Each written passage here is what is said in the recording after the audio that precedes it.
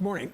New revelations this morning from Hunter Biden's laptop from hell, further linking him to China's payroll. That's according to the New York Post columnist Miranda Devine, whose new book, Laptop from Hell, which claims he received a 3-carat diamond and a $30 million offer to help a Chinese energy firm. Our next guest has been calling out the media over their silence on Hunter's scandals. Unfiltered host Dan Bongino joins us now. Dan, so lots of lavish gifts, lots of money that he was paid for to make introductions to his dad. What do you think about this? Well, here's the question everyone should be asking, which we've asked on this network for a while, me included. What the hell were they buying? No, what were they buying? Were they buying his legal expertise? Is he some kind of a rare gem guy?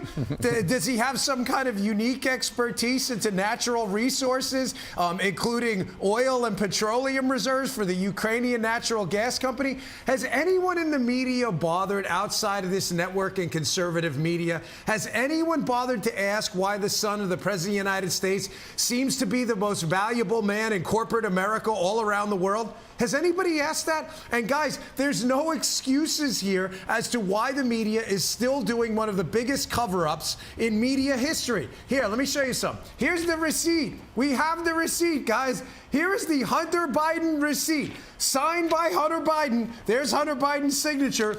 Bill to Hunter Biden with Hunter Biden's laptop. Here's another one. Wait, I got more. This is like a court exhibit. Don't go anywhere, fellas. Here's a picture of Hunter Biden. Of Joe Biden and Hunter. I even circled Joe for you. That's not part of the picture. That's my Sharpie. There's Joe Biden with Hunter Biden's business partners that he says he never met. There was this kid, Steve, you may know him, Peter Ducey. Yeah. He's got the same last name as you. He asked Joe Biden a question during the campaign. Hey, man, you have any conversations with your son over these business deals? Nah, none of them. There's the picture. Right. There's the picture. Right. There's Joe Biden in the picture. I mean, what else do you need to know to interview this guy and ask him serious questions? You talk about serious. This China energy firm is tied directly to the Chinese government, and they're looking to push forward their Belt and Road program, which is the counter to American influence. They take these struggling countries hostage by giving them money and then extort them for their natural resources or their port access. And he's helping foment that. The other big story in Miranda Devine's book is the cobalt mine. We basically gave up the cobalt mine, which is cobalt is necessary for this clean energy and this battery power. We gave it to China because in 2013, involved in that sale is Hunter Biden. This isn't just a crack-addicted son of a president. That's a personal story and a tragic one. This relates to American foreign policy and to our president. They want to make it about addiction. It's not. You're right, and the Belt and Road Initiative, they're doing that now, by the way, with airports as well, even in Africa, where they're currently in the process of taking over an African airport now.